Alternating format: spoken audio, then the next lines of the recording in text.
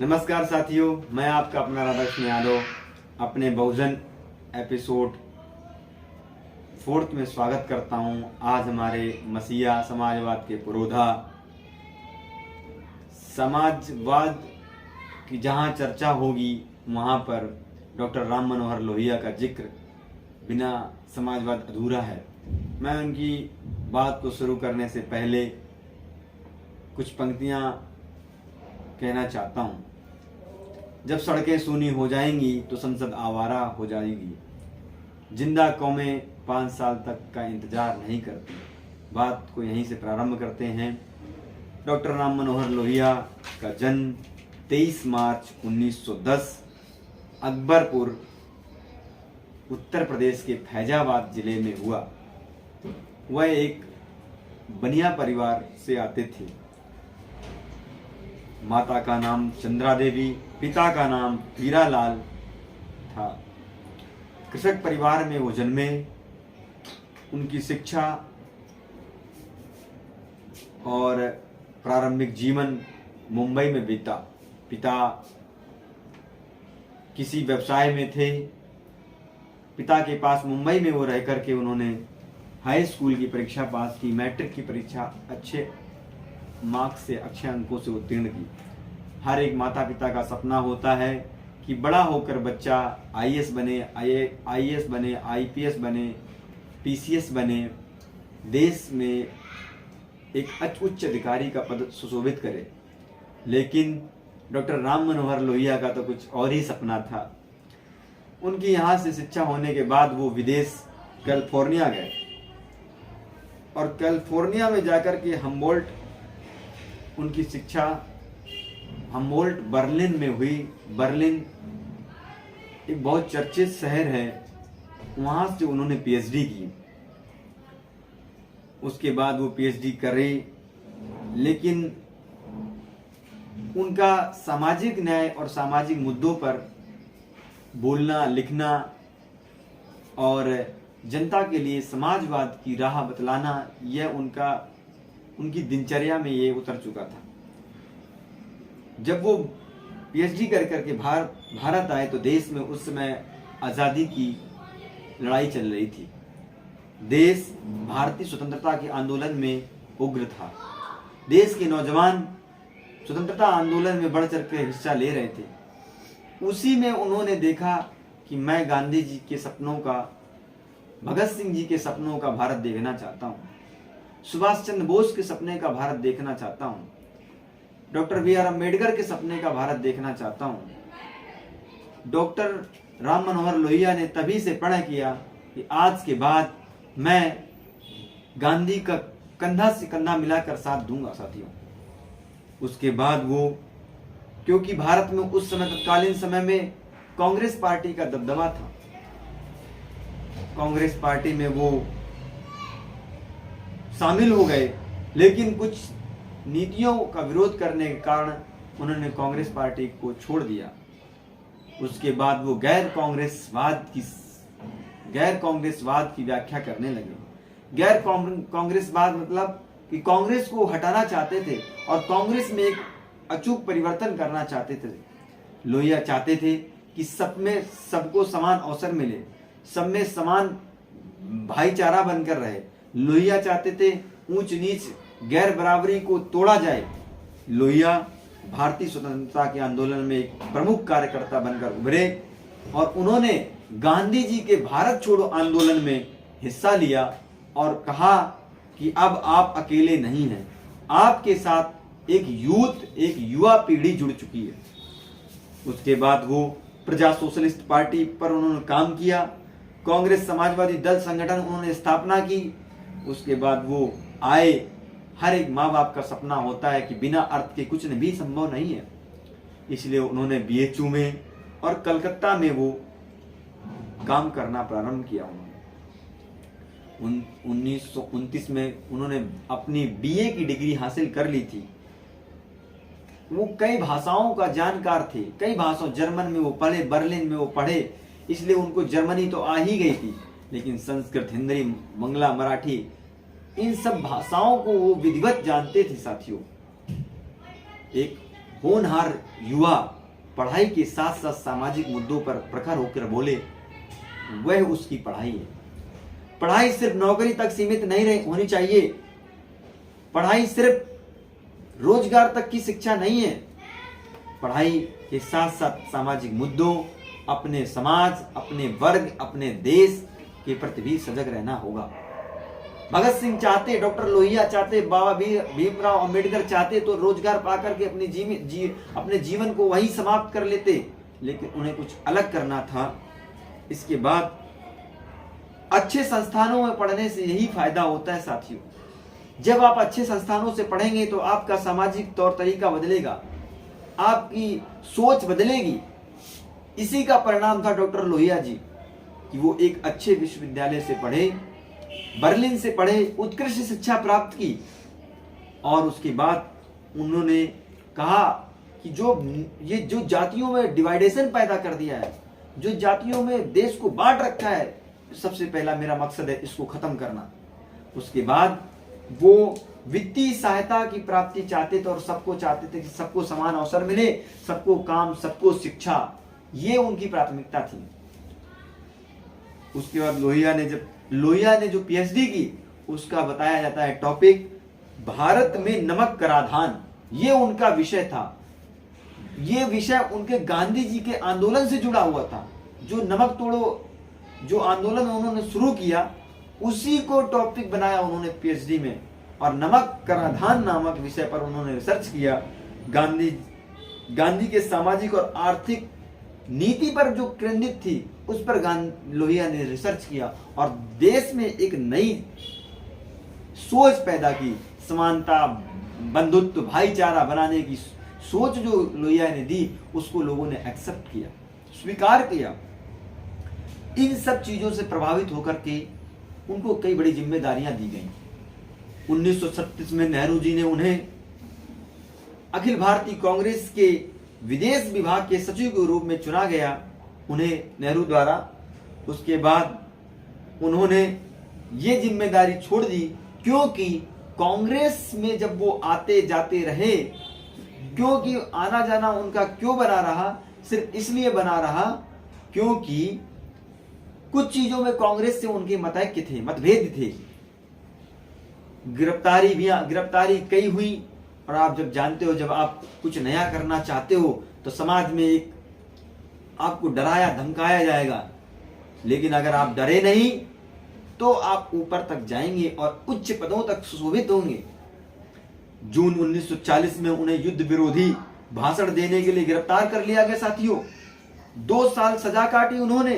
वे 1941 के अंत तक रिहा तो हो गए, लेकिन बाद में गांधी जी द्वारा भारत छोड़ो विद्रोह जो हुआ 42 में, उसके बाद उन्हें पुनः 1944 में गिरफ्तार कर लिया गया और दोबारा जेल में जाना पड़ा। इस बार उन्हें इतनी जेल में यातनाएं सहनी पड़ी कि बताते हैं कि लोहिया डर चुके थे कि अब यहीं से जिंदगी समाप्त हो जाएगी। लेकिन जब लोहिया बाद में वापस आए, 11 अप्रैल 1946 में जब उनकी रिहाई हुई, तो उन्होंने कांग्रेस सोशलिस्ट पार्टी की स्थापना की। लोहिया का यहीं से राजनीतिक सफर शुरू होता है। लोग बताते हैं कि उन्होंने 1967 में कन्नौज से लोकसभा सीट चुनाव लड़े और वो जीते, लेकिन उनकी मृत्यु हो गई थी। उसके बाद वो यूपी में कई बार सरकार बनाने में अपनी महत्वपूर्ण भूमिका निभाई। लोहिया ने 1967 में गैर कांग्रेसवादी संगठन कांग्रेस को खत्म करना चाहते थे, इसीलिए उन्होंने कांग्रेस को यूपी में सत्ता में नहीं आने दिया 1967 में, और नानाजी देशमुख के साथ मिलकर के उन्होंने सरकार बनवाई।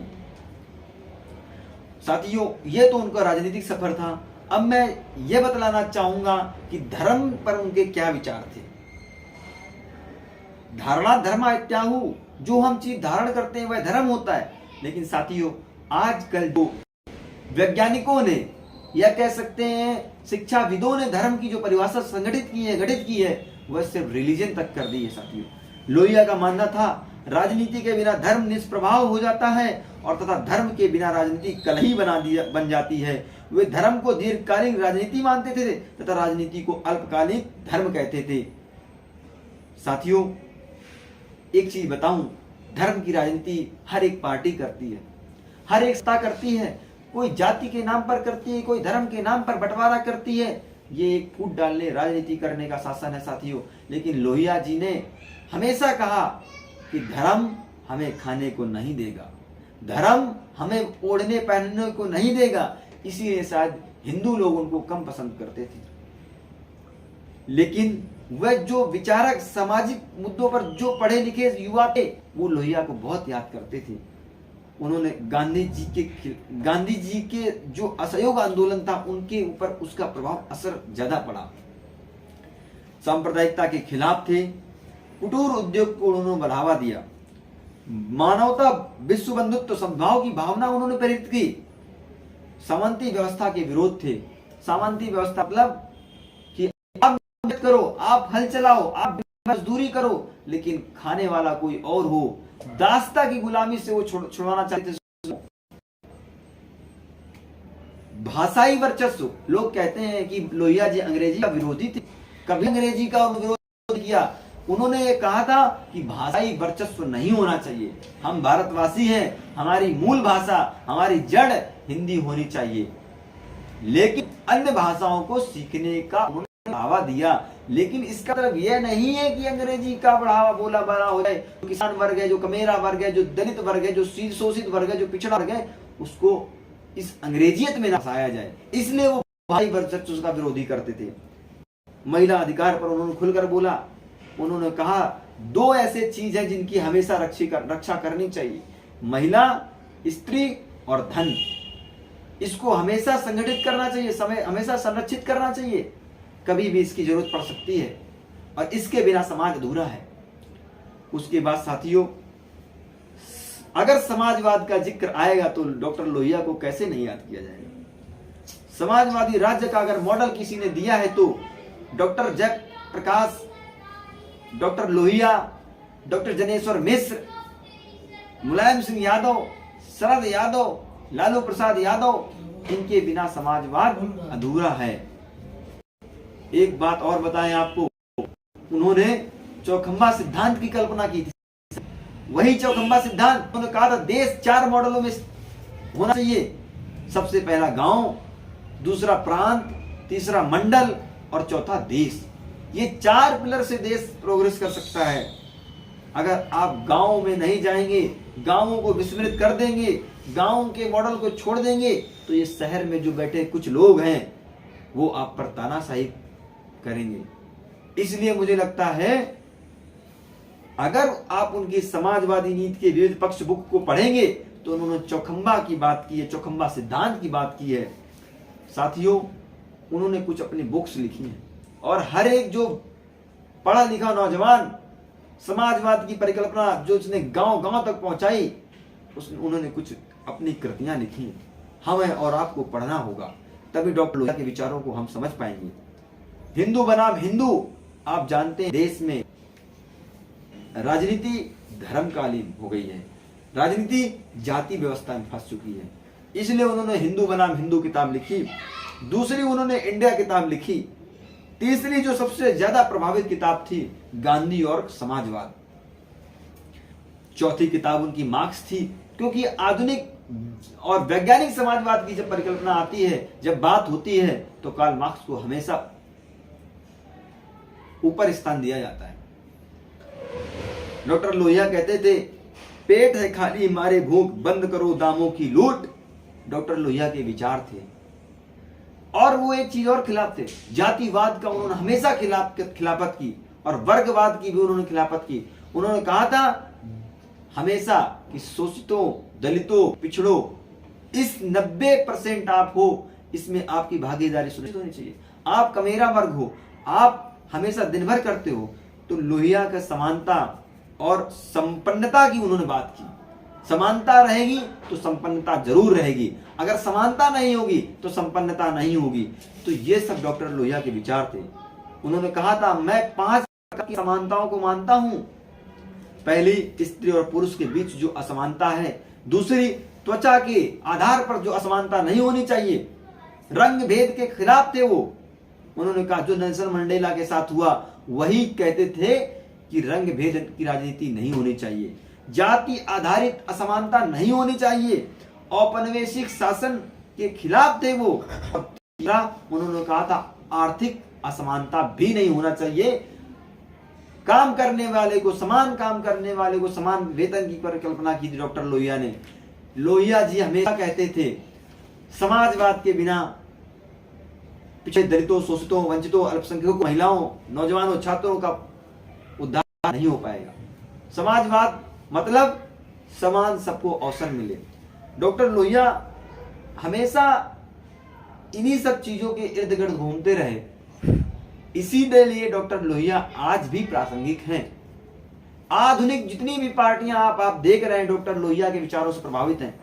चाहे वर्तमान में समाजवादी पार्टी हो, उसके नेता जनेश्वर मिश्र रहे हों, या मुलायम सिंह यादव रहे हों, या लालू प्रसाद यादव जो वर्तमान में आरजेडी के अध्यक्ष हैं, उनकी भी पार्टी समाजवाद पार्टी है। उनकी भी पार्टी डॉक्टर लोहिया के विचारों को मानने वाली पार्टी है। समाजवाद की जब परिकल्पना आएगी तो उन्होंने गैर बराबरी को खत्म करने का प्रयास किया था। उसके बाद ये सब बातें कहने के बाद मैं आपसे एक बात कहना चाहूंगा। इंदिरा गांधी के खिलाफ उन्होंने देश में जो एक क्रांति छेड़ी, उसकी उपज जेपी थे हमारे सामने। उनकी उपज प्रकाश नारायण हमारे सामने थे। मैं आपको अपने वीडियो में बताया था कि जय प्रकाश नारायण ने गैर कांग्रेसवाद की परिकल्पना की थी। उसके बाद देश में जिस प्रकार से सप्त क्रांतियां निकल के आई, ये सप्त क्रांतियां डॉक्टर लोहिया की उपज थी। लोहिया ने हमेशा शोषण के खिलाफ मुखर होकर के बोला है। मुझे लगता है आप सब लोग डॉक्टर लोहिया को याद करेंगे और डॉक्टर लोहिया के बताए हुए पदचिन्हों पर चलेंगे। वो हमेशा कहा करते थे सड़कें सूनी हो जाएंगी तो संसद आवारा हो जाएगी।